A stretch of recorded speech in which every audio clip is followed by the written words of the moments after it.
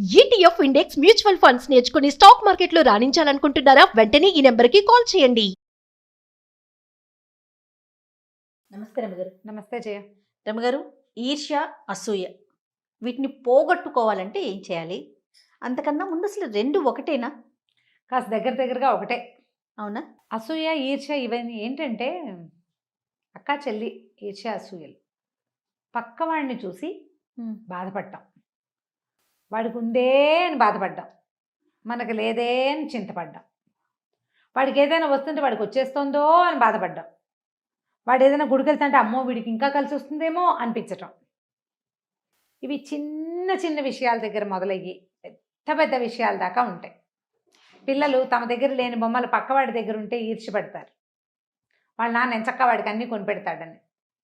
అది క్రమంగా తాళ ప్రమాణాన్ని అయిపోతుంది, తాడి చెట్టు అంత ఎత్తు అయిపోతుంది.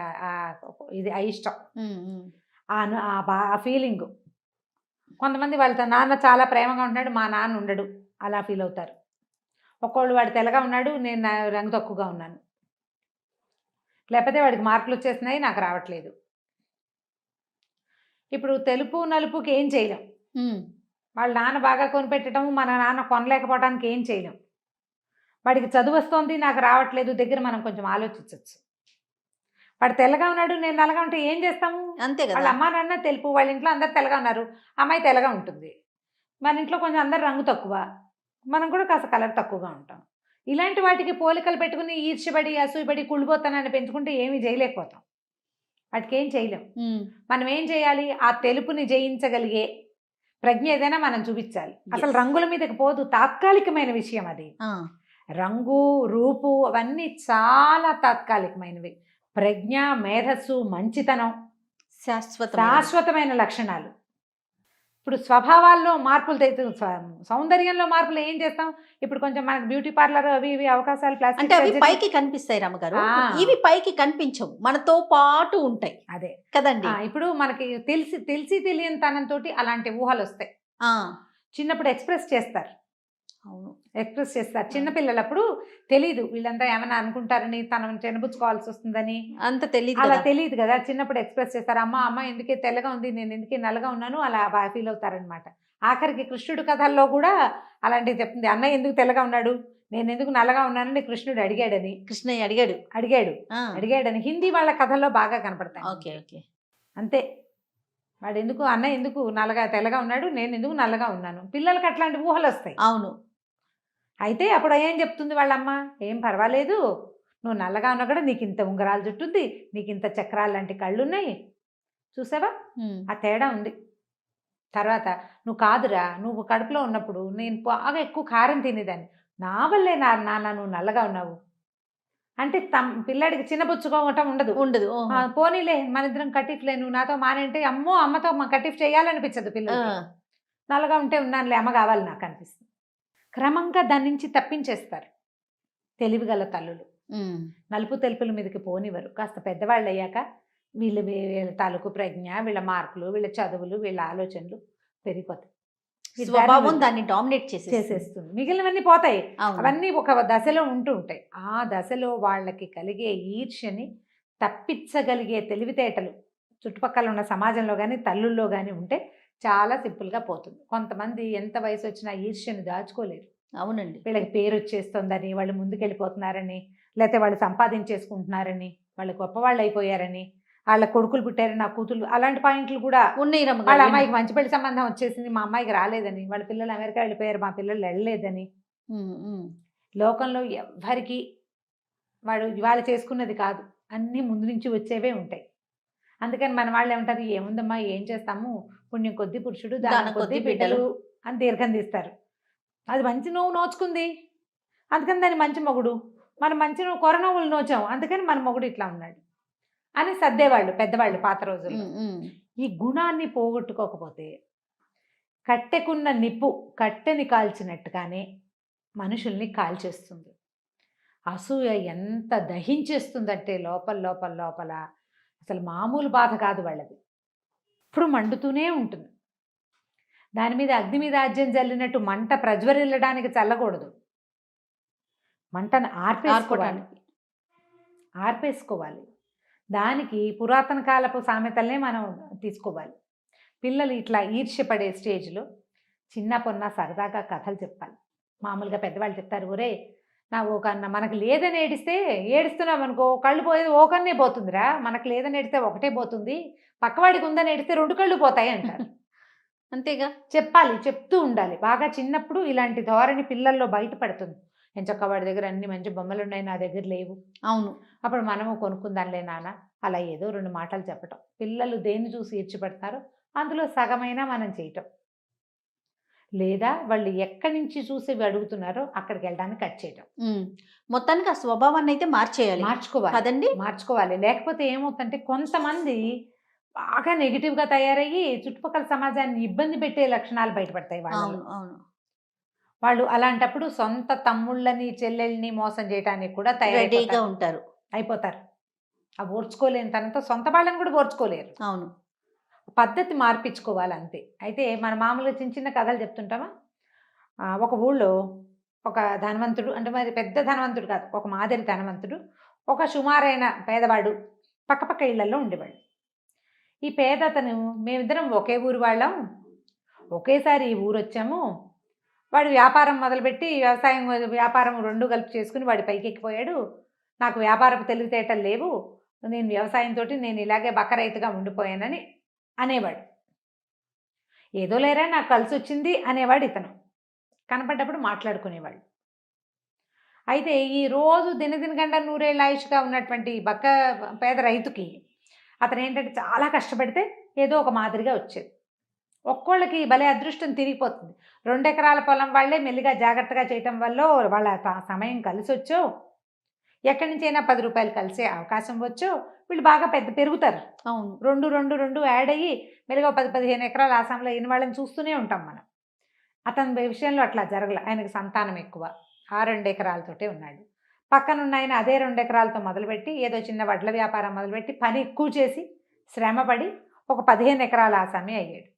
అయితే కొంచెం సంపాదన పరుడు అయిన తర్వాత ఆ డబ్బులున్న ఆయనకి కొంచెం భగవత్ చింతన మొదలైంది. రోజు గుళ్ళోకి వెళ్ళేవాడు. వీళ్ళు ఏమనుకునేవాడు, ఈ పక్క రైతు అనుకునేవాడు, వీడు బాగా దేవుణ్ణి కాకపట్టి ఇంకా ఇంకా పెరిగేందుకు దోహదం అవుతుంది అనుకునేవాడు. ఆయన కాకపట్టడానికి కాదు, ఆయనలో భగవత్ చింతన వచ్చేసింది. వచ్చి రోజు వెళ్ళేవాడు. పోనీ నువ్వు వెళ్ళొచ్చు కదా. ఈయన వెళ్తే అబ్బో అక్కడ ఎడ్లు ఏమైపోతున్నాయో గేదెలు ఏమైపోతున్నాయో అనిపించేది. రోజు వెళ్ళడానికి నాకెక్కడ కుదురుతుంది, నాకు పని ఉంది, వాడికి వ్యాపారం కూడా ఉంది కాబట్టి అది దేవుడిని కాకపట్టడానికి వెళ్తున్నాడు. అతను గుడికి ఎందుకు వెళ్తున్నాడో నీకు అసలు అవగాహనే లేదు ఇతనికి. సరే ఇలా కొంతకాలం అయ్యాక ఇంట్లో వాళ్ళు ఎంతసేపు గుళ్ళోకి వెళ్తున్నామని ఏదో మాట్లాడాక నాకు తపస్సు చేసుకోవాలనుంది, నేను తపస్సు చేస్తానన్నాడు. వాళ్ళు ఈయన రోజు గుడికి వెళ్ళటము క్రమంగా దేవతార్చనలోకి వెళ్ళిపోయాడు కదా, ఊరుకున్నారు. పక్క రైతు కనిపించింది, అమ్మా వీడు తపస్సు కూడా చేశాడంటే ఈ 15 ఎకరాలు 150 ఎకరాలు అయిపోతాయి. కాబట్టి ఇప్పుడు నేను ఏమైనా సరే ఈ వ్యవసాయాన్ని నా పెద్ద కొడుకు అప్పచెప్పి నేను కూడా తపస్సు చేద్దాం అనుకున్నాడు. సరే ఆయన తపస్సుకి వెళ్ళాడు. ఏ అడవికి ఆయన తపస్సుకి వెళ్ళాడు అదే అడవికి ఈ బక్క రైతు కూడా వెళ్ళాడు. ఓ చెరువుకి ఓవైపు ఆయన తపస్సు మొదలెట్టాడు, ఇంకోవైపు ఈయన తపస్సు మొదలుపెట్టాడు. ఎంతసేపు చూస్తూ ఉండేవాడు వాడి తపస్సు ఎంత మటుకు వచ్చిందా అని. ఈయన చేయటం కాదు, తపస్సు చేసేవాడు, కూర్చుని ఉండేవాడు, కానీ ఎప్పటికప్పుడు అతని ధ్యాస ఇతని మీద ఉండేదన్నమాట. కొంతకాలం అలా గడిచింది. ఒకనాడు భగవంతుడు ప్రత్యక్షమే అయిపోయాడు. ముందు ఈ ధనికుడి దగ్గరికి వెళ్ళాడు భగవంతుడు. వెళ్ళేసరికల్లా ఆయన నాయనా ఏం కావాలి నాయనా అని అడిగాడు. ఆ ధనికుడు అన్నాడు, బాబు ఇంత ప్రపంచాన్ని ఇచ్చావు, ఏదో తినడానికి తిరగడానికి కట్టుకోవడానికి కూడా అన్నీ ఇచ్చావు, సంతానాన్ని ఇచ్చావు, ప్రపంచాన్ని చూడడానికి 2 కళ్ళు ఇచ్చావు దేవుడా. ఏ కళ్ళు లేకుండా, అసలు కళ్ళు లేకుండా కబోది పక్షులు ఎంతమందో ఉన్నారు. 2 కళ్ళు ఎందుకు నాకు, ఒక్క కన్నుంచు, నా 2వ కంటిని ఎవరైనా కళ్ళు లేని ఒక కబోదికి దానం చేసి అతడు ప్రపంచాన్ని చూసేలాగా చేయవా దేవుడా. నేను నిన్ను కళ్ళుండి 2 కళ్ళతో చూసా, ఒక్క కంటితో కూడా ఇలాగే కనపడతావు నువ్వు, ఈ కంటిని ఇంకోటి ఎవరికైనా ఇచ్చేసి బా అని దండం పెట్టాడు. భగవంతుడు సంతోషించాడు. ఇంకేదో కావాలని కోరకుండా నీ తపస్సుకి నీకు 2 కళ్ళు లేకపోయినా కూడా నన్ను చూడగలుగుతావు, నీ కోరిక ప్రకారం నీది ఒక కన్ను ఇంకా కనపడదు, ఈ నేత్రాన్ని కబోది వాడు ఎవడైనా ఒకడికి ఇంకోటి ప్రార్థించిన వాడికి ఇస్తాను నేను, వాడి కోరిక మేరకి అని చెప్పాడు. సరే ఈయనకు ఒక్క కన్ను ఉంది. ఆయన మళ్ళీ భగవత్ ప్రార్థన చేసుకున్నాడు. అక్కడి నుంచి లేచి ఇంటికి వెళ్ళిపోయాడు. ఆయన వెళ్ళిపోవటం చూసిన పేద రైతు, ఓ మనం కూడా ఇంకొక గట్టిగా చేస్తే దేవుడు వస్తాడని అర్థమై బేగ తీసుకుని కూర్చున్నాడు. సరే భగవంతుడు ప్రత్యక్షం అయ్యాడు ఈయనకు కూడా. ఏం కావాలి నాయన అని అడిగితే, చెరువుకి ఆవతల పక్కన ఉన్న నా స్నేహితుడు ఏం అడిగాడు, దానికి 2 ఇవ్వు స్వామి, నాకు ఇంక ఏమీ వద్దు. వాడు 15 ఎకరాలని 150 చేయమని అడుగుంటాడు. 150ని 2 చేస్తే ఎంత అవుతుంది? 300 అవుతుంది. 300 ఎకరాలు ఓ కొల్లలు 30 తరాల పాటు నా పిల్లలు కూర్చుని తిన్నా సరిపోతుంది అనుకున్నాడు. పక్కవాడు అడిగింది ఏమిటి? ఒక కన్ను.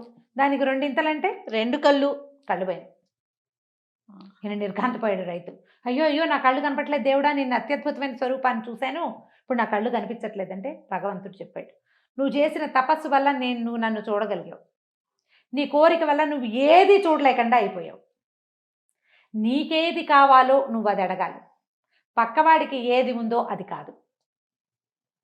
నువ్వు ఏం చేసినా నీ కళ్ళు రావు. అప్పటి వరకు హాయిగా 2 ఎకరాల పొలాన్ని సొంత కళ్ళతో చూసి సేద్యం చేసుకునే రైతు భగవంతుడు చూసిన ఆ కాస్త పుణ్యాన్ని మూట కట్టుకుని అలాగే గుడ్డిగా చేతులు తడుముకుంటూ వెళ్ళిపోయాడు. వెళ్ళిపోయి కళ్ళు పోయినాయి. నీ కథంతా తెలిసిన ఆ మొదటి ధనవంతుడు ఆ ఇంట్లో ఉండి రోజు దైవ ప్రార్థన చేసేవాడు. పాపం బక్క రైతు, వాడికి ఏదీ లేదు, నా కన్నుని పోయిన నువ్వు తీసుకుని నా కన్నుని వాడికి ప్రసాదించు దేవుడా అని. కొద్ది రోజుల తర్వాత బక్క రైతుకి కన్ను కనపడతాను మొదలుపెట్టింది. అయ్యో అయ్యో నా కన్ను కనపడుతుందిరా అంటే, నేను అడిగిన కోరిక అదే, అందుకే నీ కన్ను కనపడుతుంది. ఇతనికి జ్ఞానోదయం అయింది. అప్పటికి తెలుసుకున్నా నా నీ కనపడిన కన్ను ధనవంతుడిది. ఆ దెబ్బకి అతనిలో పూర్తిగా మార్పు వచ్చింది. ఎప్పుడు కూడా నాకు లేదు అని ఆలోచించాలి. నేనేం చెయ్యాలి దాన్ని సంపాదించడానికి? అందులో నువ్వు వాటిని ఏం సంపాదించగలవు? విద్య, జ్ఞానము, ధనము, ఇంకా కొంచెం పైకి ముందుకెళ్ళేందుకు ఆధ్యాత్మిక సాధన, అవన్నీ కూడా నువ్వు స్వయంగా సాధించగలుగుతావు. పక్కవాడు సాధించిన వాటిని చూసి ఈర్ష్యపడితే ఎప్పుడు నువ్వు వాడి వెనకాలే ఉంటావు. ఏనాటికి నీ జీవితంలో ముందుకు వెళ్ళలేవు, ఏనాటికి వెళ్ళలేవు. నా దారిని నేను నడుస్తాను అని నడిచిన వాడు అడుగులో అడుగేసుకుంటూ కూడా కాశీరామేశ్వరం చేరగలుగుతాడు.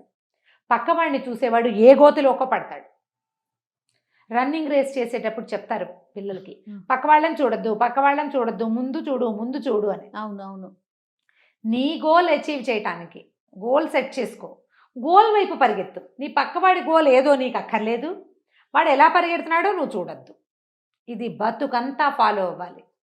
ఎంత అద్భుతమైన కథ రమ్మగారు కదా, అద్భుతం అంటే అద్భుతం. ఈ కథని చిన్న పిల్లలు, ఆ 7-8 ఏళ్ళు 2వ క్లాస్కి వచ్చిన పిల్లల దగ్గర నుంచి చెప్పాలి.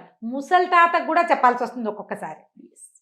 వాళ్ళ పిల్లలు పైకి వచ్చారు, నా పిల్లలు ఎందుకు రావట్లేదు అని ఏడవద్దు. అవునండి. భగవంతుడా ఇలాంటి పరిస్థితి ఎందుకు వచ్చిందో, ఏ జన్మలో చేసిన కల్పించాను అపరాధమో ఇది, అపరాధాన్ని క్షమించు, నా పిల్లలు ముందుకెళ్లేలాగా చేయి, లేదా నన్ను ముందుకెళ్లేలాగా చేయి, ఈ దారిలో వెళ్ళకపోతే ఇంకో దారి తీసుకుంటాను నేను అని ప్రయత్నం చేసిన వాడు ఎప్పుడు ముందుకెళ్తాడు. ఈర్ష్యలు, అసూయలు, దేశాలు పెట్టుకుని వాడి మీద అసూయపడి వానికి ఏదైనా ఎగ్గు చేసి వానికి ఏదైనా నష్టపరిస్తే, ఇప్పుడు నీకు లేకపోవడం ఒకటితో అయితే పాడు చేసింది ప్లస్ అయిపోతుంది. అంతే కదా, అది ఇంకో బరువు, అది ఇంకో సర్దిమూట అవుతుంది, నువ్వు అది మొయ్యాల్సి వస్తావు ఆ పాపాన్ని. కాబట్టి దాన్ని తీసుకోకుండా మీ వరకు మనం ఏం చేయాలి? దుర్యోధనుడి కథ చెప్పుకుంటాం.